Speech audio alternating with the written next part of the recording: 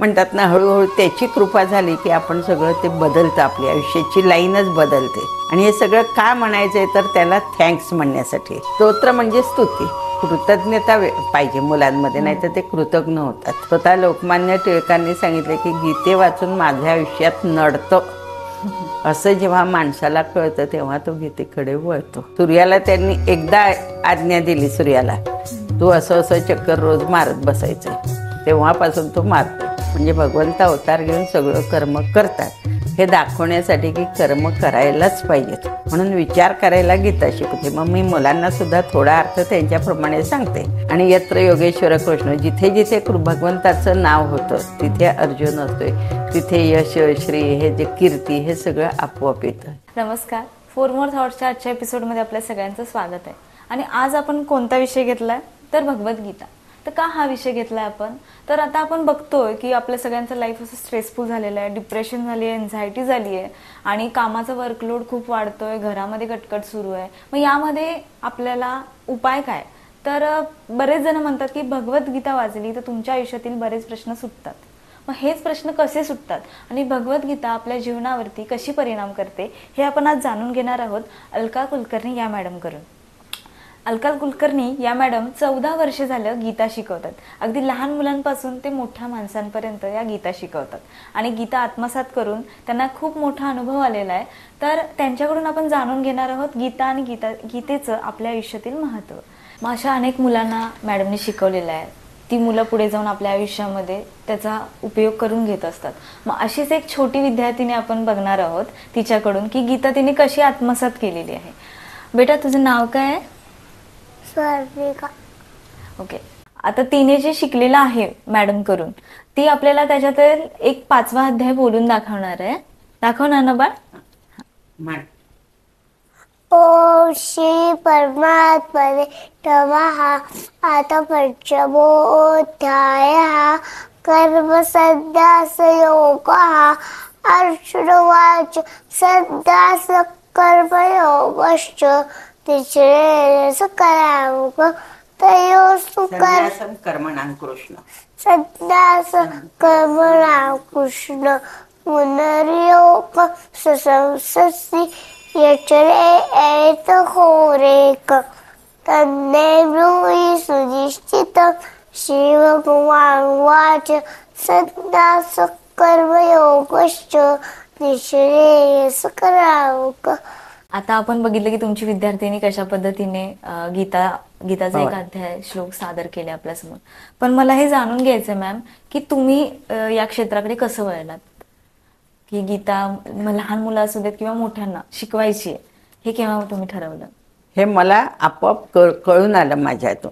आधी मलाच गीता येत नव्हती. सुरुवातीला जेव्हा झालं तेव्हा मला येत नव्हती. मग जेव्हा काहीतरी वाचनात आलं, प्रवचन ऐकायची वगैरे आवड होती, त्याच्यातून गीता शिकावी असं हे झालं. पण इथे कोणी शिकवणारं नव्हतं.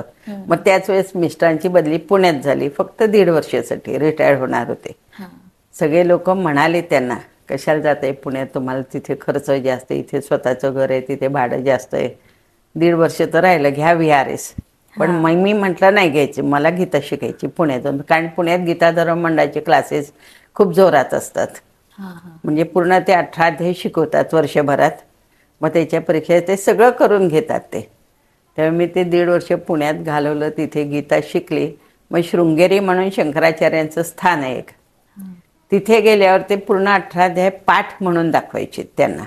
आणि मग 21,000चं बक्षीस असतंय कॅश. मग तिथे आपल्याला ते बक्षीस मिळवायचं. माझी इच्छा झाली की मला तिथे जाऊन ती गीता म्हणून दाखवायची. त्यामुळे मी गीता ती 1.5 वर्षात पाठ केली. 700 श्लोक आहेत गीतेत. हो. म्हणजे माझं वय किती, म्हणजे आता मला 67 आहे. म्हणजे ते 24 वर्षापूर्वीची गोष्ट आहे. 24 नाही 14 वर्ष. हां, ती गोष्ट. पण ते माझ्याकडून कसं पाठ झालंय त्याला माहिती. म्हणून आता जेव्हा मी ग्रंथ वाचते, सगळेच ग्रंथ वाचते मी आता, त्याच्यात कळतं की हे भगवंत आपल्याकडून जे करतो ना ते करतो, आपण काही करत नाही. जसं आता या मुलींनी म्हणलं पश्यन शृण्वन् स्पृश्य जिघ्रन्, या सगळ्या क्रिया माझ्या जशी आपोआप होतात. मला काही मुद्दाम बघावं लागत नाही. आपोआप डोळ्यांचं काम होतं, बघणं ऐकणं होतं. तसंच मी बाकीच्या ज्या क्रिया करते, अभ्यास करणं, काहीतरी काम करणं, हे सुद्धा माझ्याकडून आपोआप होतं असं म्हणायचं आहे. मी करतो हा भाव नको तिथे, मग तो अहंकार आला. जसं तो दोरीला नाचवतो न दोरीने कळसूत्री बावल्या, तसं भगवंत आपल्याला नाचवतो आणि आपण ते मान्य करायचं. म्हणून त्यांनी माझ्याकडून हे पुढे काहीतरी करून घेण्यासाठी म्हणून मला ती प्रेरणा दिली आणि मी सगळ्या संसारातल्या अडचणी सहन करून तेवढं सगळं केलं. आणि मग शृंगेरीला जाऊन आल्यावर मग त्यांची परमिशन नसते गीता धर्म म्हणे. तरी पण मी इकडे कोल्हापुरात येणार होते रिटायर झाल्यावर, घर इथे होतं तर. मग तरी आमच्या ज्या मुख्य बाई होत्या त्या म्हणे तू कशी शिकवशील, तुला अनुभव नाही. म्हटलं मी करते काहीतरी म्हटलं, कारण अर्थही सांगायचा असतो. मग मी ग्रंथ घेतले, त्याचा अर्थ बघितला, मग हळूहळू शिकवायला सुरुवात केली. मग नंतर लक्षात आलं मोठ्या बायका टाळाटाळ करतायत, आता काय मुलाचंच लग्न आहे, मग काय डिलिव्हरीचं आहे असं. त्याच्यापेक्षा एक लहान मुलगी माझ्याकडे आली होती, अशी 4-5 वर्षाची होती. तर चिन्मयचं मला नाव कळलं होतं, त्यांच्या स्पर्धा असतात म्हणून तो नेमका 16वा अध्याय होता आणि त्या मुलीच्या वडिलांचं नाव अभय होतं आणि सुरुवात त्याची अभय आहे त्या अध्याय. चल तुला तुझ्या बाबांचा श्लोक शिकवते असं त्या मी मुलीला आणि मग तिने तो श्लोक छान म्हटला. म्हणून मला प्रेरणा मिळाली की आपण मुलांना शिकवावे. म्हणून मग मी मुलांकडे वळली आणि मग स्पर्धेपुरतं का होईना मुलांना तेवढं हे करते. आता माझ्याकडे 4-5 मुले आहेत की ज्यांना 18 अध्याय पाठ करायचं आहे माझ्यासारख्या आणि शृंगेरीला न्यायचं आहे. असं आहे, त्यांचे 5-6 अध्याय पाठ झाले आहेत. आता बघायचं पुढे काय काय होतं ते. म्हणजे अशी तुमची जर्नी आहे तर. हां, अशी जर्नी आहे. सुरुवातीला काही नव्हतं, पण म्हणतात ना हळूहळू त्याची कृपा झाली की आपण सगळं ते बदलतं, आपली आयुष्याची लाईनच बदलते. बरोबर आहे. पण ही चांगल्या मार्गावरही जाऊ शकते आणि वाईट मार्गालाही जाऊ शकते. म्हणजे खूप पैसे, आता काय आपल्याकडे खूप पैसे, आपल्याला काही मुलांना पैसे नको, काही नको, आपल्याला आरामात ऐश करा, इकडे फिरा, सिंगापूरला जा, दुबईला जा, असंही करू शकलो असतो. पण ते न करता मला हे करण्यात आनंद मिळतो.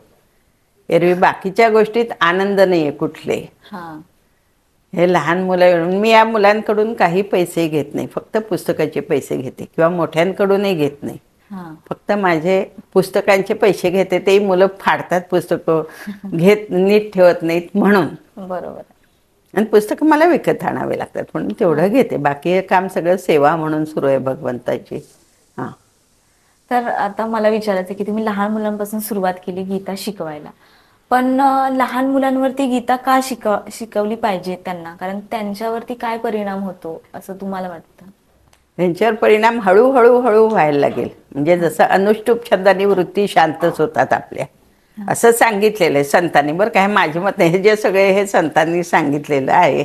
मग ते जर रोज म्हणत गेलं, रामरक्षा सुद्धा अनुष्टुप छंदात आहे, ते सगळं म्हणत गेलं ना की वृत्ती हळूहळू, म्हणजे किती दंगावाल्या मुलं असेल तरी त्याच्या हळूहळू वृत्ती शांत होतात.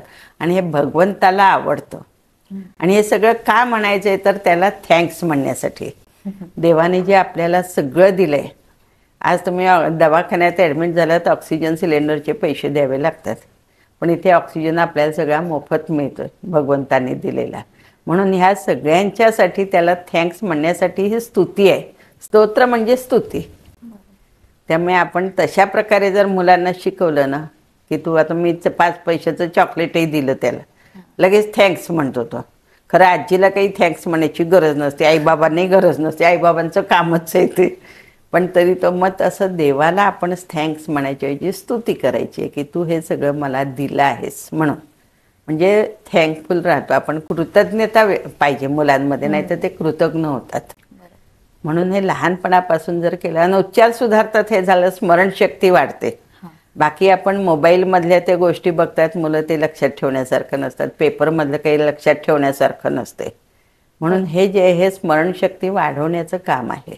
म्हणजे आता मुलांच्या वर्तनावर आणि त्यांचं भविष्यात कसं वागणं असेल या सगळ्यावरती याचा इम्पॅक्ट खूप पॉझिटिव्हली होतो. आणि भगवंतच सांगतात की जो एक श्लोक जरी म्हटला, चुकीचा म्हणे नका.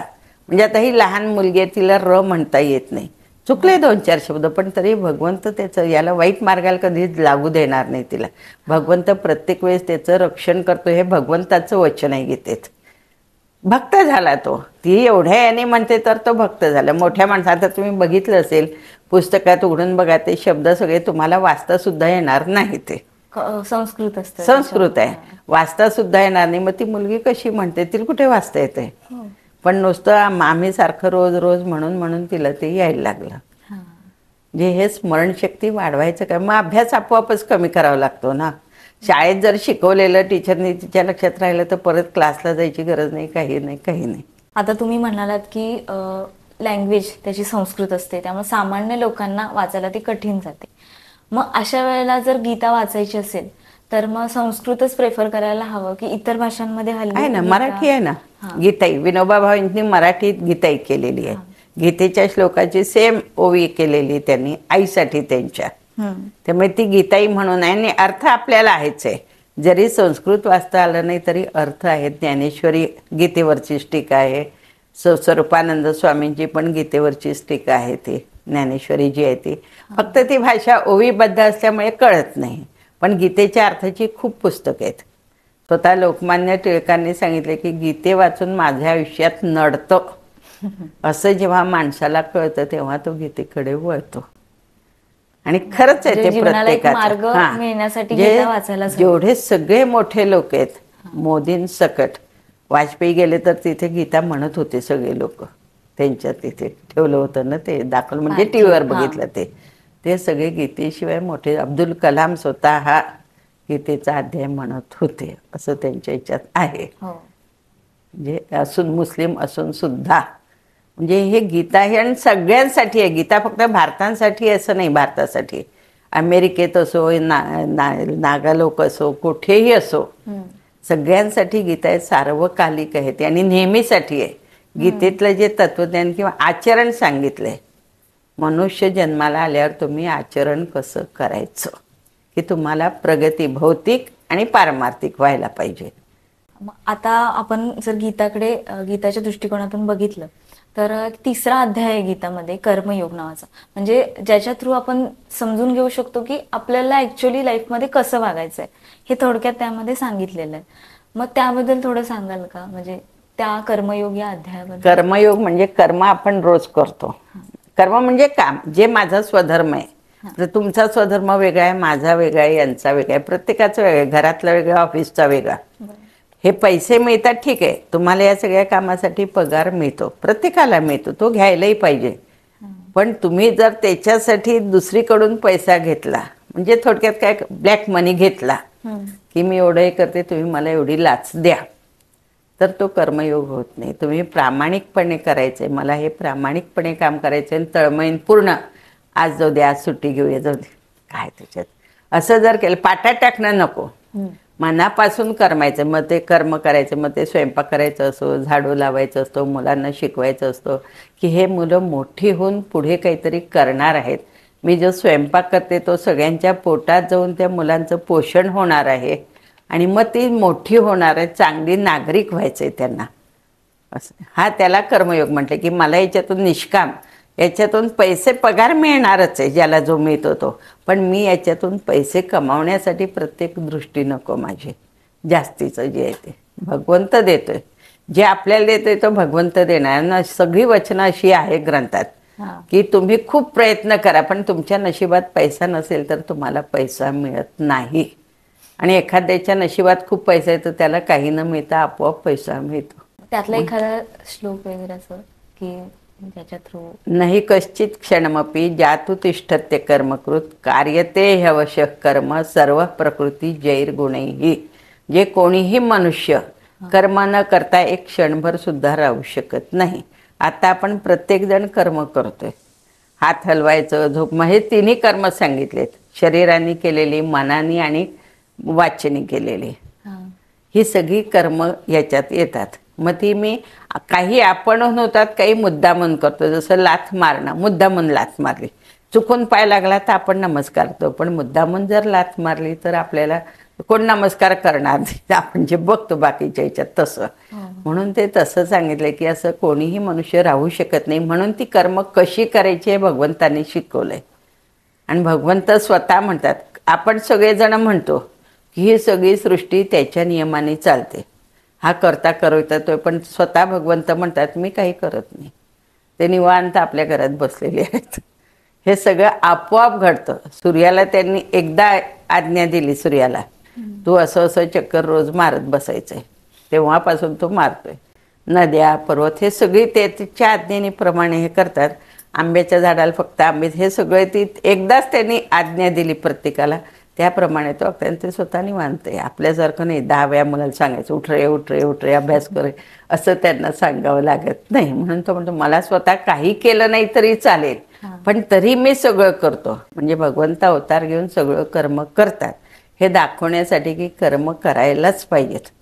कर्म न करता काय मनुष्य आळशी होईल ना. आपण बघतो खूप पैसे एखाद्याकडे असेल, आळशी होतात हो मुलं आणि व्यसनाधीन होतात नंतर.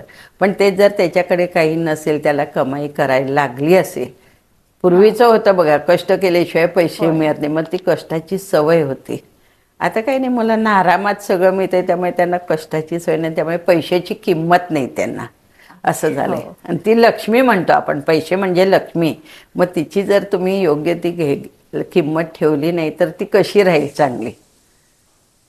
याच्यावरून मला एक असा श्लोक, म्हणजे मला पूर्ण आठवतंय असं नाही, पण एक श्लोक आहे की कर्मण्येवाधिकारस्ते मा फलेषु कदाचन, असा एक आहे ना, श्लोक आहे. दुसऱ्या अध्यायात येतो.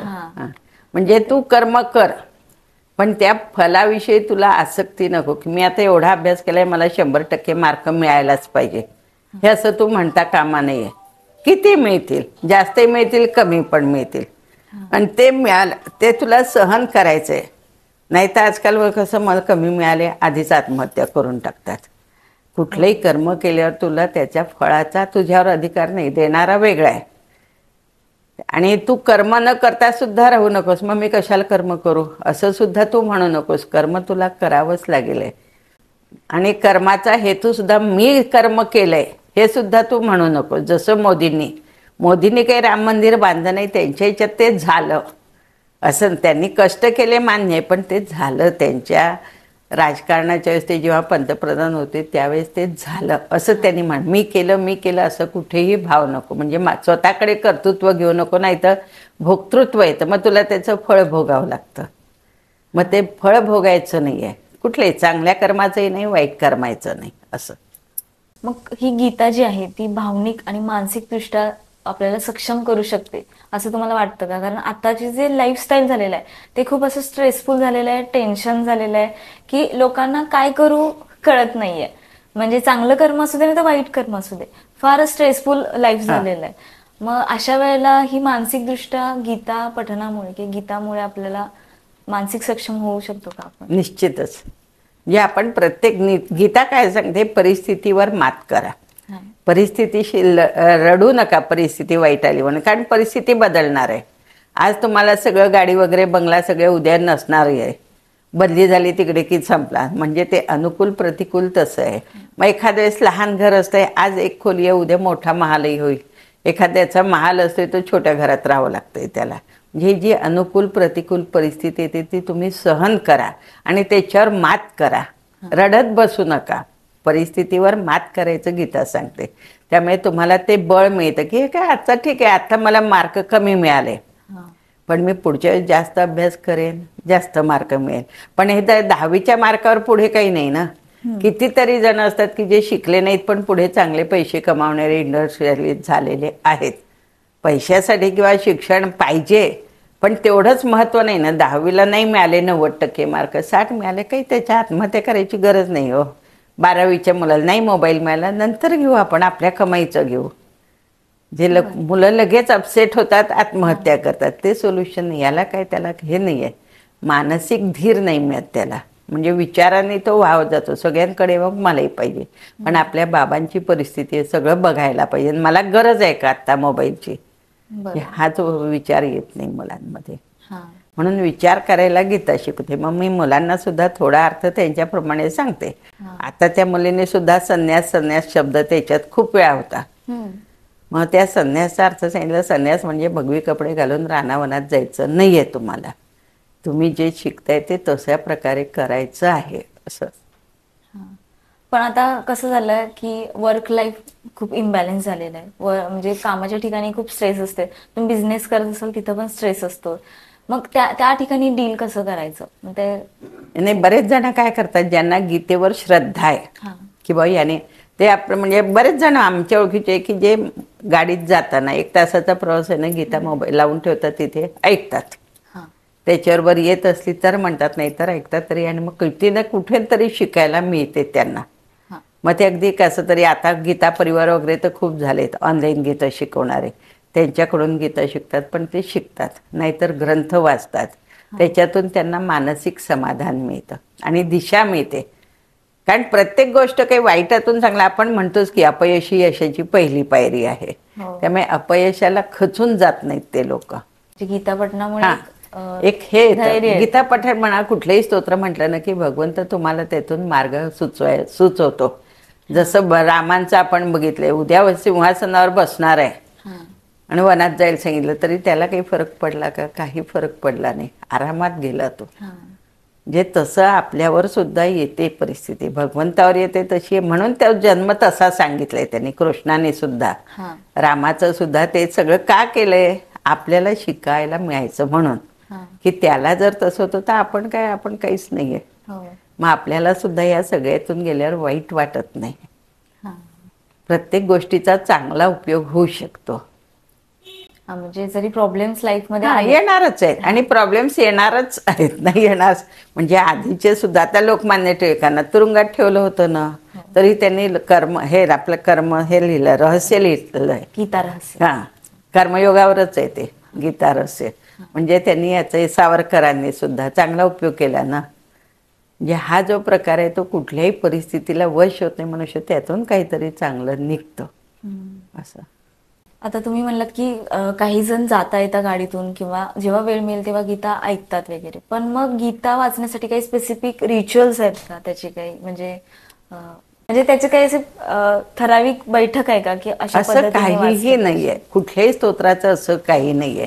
आपण जर सकाम केलं किंवा मला असं मला माझ्या मुलाचं लग्न होऊ दे, मी 4 वेळा गीता वाचेन किंवा हे करेन, तर त्याला ते आहेत नियम.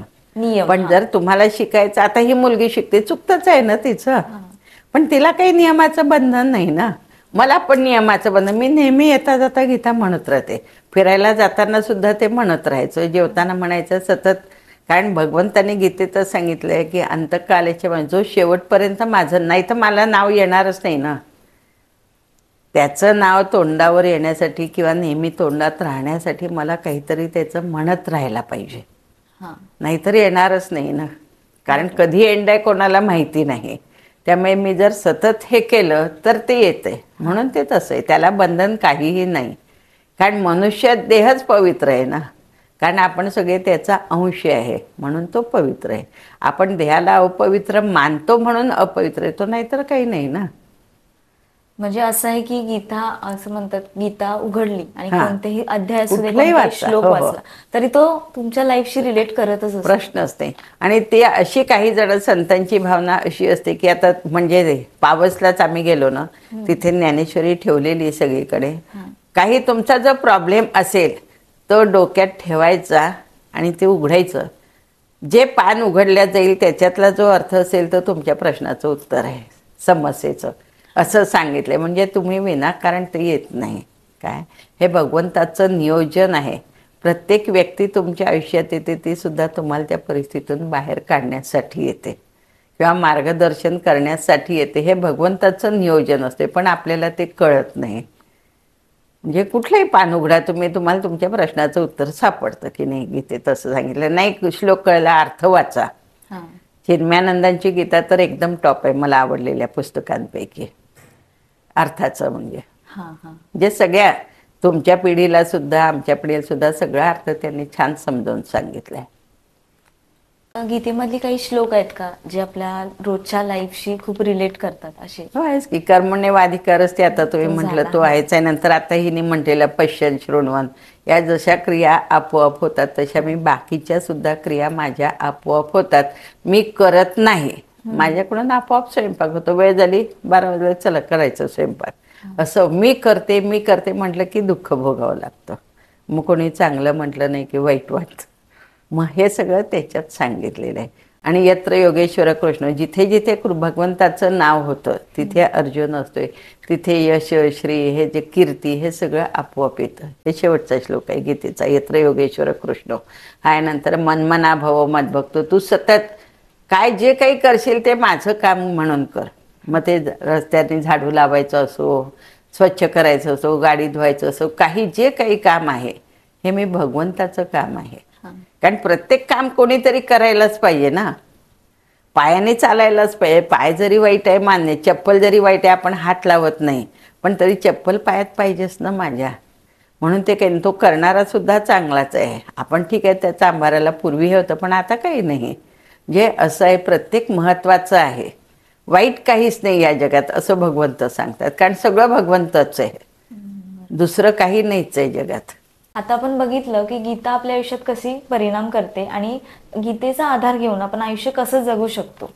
तर आता आपण बघणार आहोत की गीतामधले काही काही शब्द आहेत, त्यांचा अर्थ तुम्ही मला सांगाल का? म्हणजे गीतेमध्ये धर्म म्हणजे काय असं सांगितलं? धर्म म्हणजे मनुष्याचा आचरण.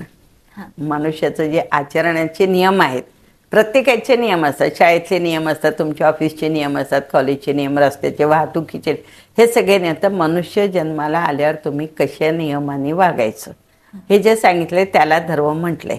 म्हणून तो प्रत्येकासाठी तोच आहे. मुस्लिमांसाठी वेगळा नाही, ख्रिश्चनांसाठी वेगळा नाही, सगळीकडे. म्हणून त्याला सनातन म्हटलंय, शाश्वत म्हटलंय. आणि तो पहिल्यापासून आहे, सृष्टी निर्माण झाली तशी शेवटपर्यंत हाच धर्म आहे. बाकी पंथ वेगळे आहेत, जाती वेगळे आहेत, काय त्याच्यात मग सगळे बाकीचे आले, फक्त त्यांच्या उपासना पद्धती वेगळ्या. पण ते ख्रिश्चन असेल तरी तो आपल्यासारखाच वागणार ना. मनुष्याची प्रत्येकाने ते सांगितलंय, चांगलं वागायचं एकमेकांशी, कोणाला दुखवायचं नाही. हे जे सगळे हे सगळ्याच्यात ते सांगितलंय. जसं आंबा एक असतोय, त्याच्यातले जाती वेगवेगळ्या आहेत. हापूस आंबा, रत्नागिरी, कोलम, हे जे सगळे आंबा हा धर्म झाला. तसं किंवा पाण्याचा धर्म, वाहत आहे पाणी, नेहमी वाहत राहणार आहे, निर्मळ आहे, शुद्ध आहे. त्याच्यात तुम्ही मिसळला तसा त्याचा रंग होतो. किंवा जे मीठ घातलं खारट होईल, पण पाण्याचं काय, पाणी स्वतः शुद्ध आहे, शीतल आहे, शांत आहे. अग्नीचा धर्म काय, तो तापणारच आहे. मग ती उदबत्तीचा चटका असेल, नाही तर एवढा मोठा अग्नीचा भडका असेल, अग्नी गरमच असणार आहे. तसा हा मनुष्याचा धर्म आहे. मग तो कुठलाही असो, त्याने अशा प्रकारे वागलं तर त्याचं आयुष्य सुखाने जाणार आहे. वाईट वागला वाईट होणार आहे, चांगलं वागला चांगलं होणार आहे. म्हणजे जी कीर्ती होते लोकांची चांगलं वागल्यामुळे कीर्ती. ज्ञानेश्वरांची काय झाली आता, किती कमी वर्ष जगले ते ज्ञानेश्वर माऊली, पण अजून त्यांच्यासाठी एवढे दिंडी वगैरे जाते का बरं? त्यांनी कसं वागायचं हे लोकांना सांगितले, स्वतः जगले आणि तसं वागलं ते, बाकीच्यांनी वागायचं, म्हणून त्याला धर्म म्हटलेलं आहे. दुसरी टर्म म्हणजे विचारायचं म्हणजे भक्ती म्हणजे काय? सगळेजण भक्तीचा कसं वेगवेगळ्या पद्धतीने देवासमोर आपली भक्ती सादर करत असतात, पण खरी भक्ती म्हणजे काय गीतेमध्ये सांगितलं? भक्त म्हणजे काय, जो विभक्त नाही तो भक्त, असं दासबोधात सुद्धा समर्थाने सांगितले, गीतेतही ते सांगितले. एखाद्यावर मनापासून प्रेम असणं आणि त्याच्याशिवाय मला काही करमत नाही किंवा मी काही करू शकत नाही असं वाटणं, याला भक्त म्हणायचं. जसं देशभक्त, देश त्याच्यासाठी प्रमुख असतो. बाकीचा संसार, जसं सावरकरांनी संसार सोडला, काय संसार सगळे करतात देशासाठी, म्हणून त्यांना आपण देशभक्त म्हणतो, मातृभक्त असतो. तसा हा देवाशिवाय मला दुसरं काही सुचत नाही, सगळीकडे देव दिसतो त्याला, म्हणून त्याला भक्त. मग त्याच्यासाठी तो सगळं करतो, स्वतःच्या शरीराची पण काळजी करत नाही. किंवा मला मग सर्दी होईल का, मी गार पाण्यात आंघोळ केली नाही, देवाने सांगितलंय ना आंघोळ करून करायचं, तो करतो. असं स्वतःला गुण, म्हणजे स्वतःचा अहंकार कमी होतो. मी कोणी खूप श्रीमंत आहे, मी सगळा अहंकार कमी होतो आणि तो देवाकडे वळतो. मग त्याला देवभक्त म्हटले, की फक्त देवच त्याला माहिती आहे आणि सगळ्यात तो देव बघतो, म्हणून देवभक्त तो. म्हणजे भक्ती म्हणजे भक्ती म्हणजे प्रेम, निस्वार्थ प्रेम. एरवी कसं प्रेमात काहीतरी स्वार्थ असतो प्रत्येकाच्या, काहीतरी मिळतं. आई मुलातही असतंय ना, की हा मोठा झाल्यावर मला छान हे करेल, असतंय ना. मुलाचं सुद्धा आईकडून असते, ही मला दरवेळेस असं काहीतरी देईल. बाकीच्या प्रेमात तर सगळं आहे, पण भगवंताबद्दल किंवा जो प्रेम करतो त्याला भक्त म्हटले. निस्वार्थ. देशावर काय मिळालं त्यांना, काही मिळालं नाही देशाकडून, पण तरी त्यांनी प्रेम केलं, देशासाठी सगळं करायचं म्हणून. असं त्याला भक्ती म्हटले. आता दुसरी एक टर्म म्हणजे सेवा म्हणजे काय?